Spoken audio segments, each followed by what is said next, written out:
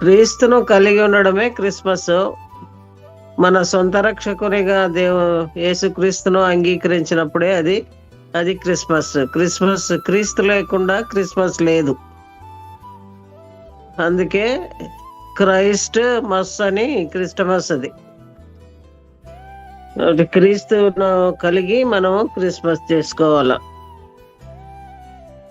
ఇంతవరకు మనం యేసుక్రీస్తును సొంత రక్షకునిగా అంగీకరించకపోతే కనీసం ఈ సమయంలోనైనా ఆయనను మనం సొంత రక్షకునిగా అంగీకరించి క్రిస్మస్ అంటే ఏమిటో మనం అనుభవించాల.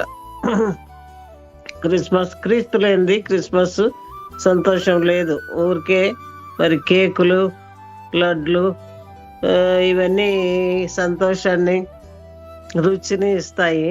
కానీ అది శరీర సంబంధమైంది మాత్రమే.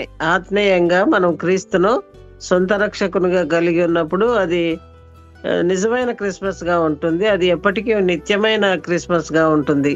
తాత్కాలికంగా ఉండేది కాదు, ఈ రోజు వచ్చి రేపు పోయేది కాదు అటువంటి క్రిస్మస్.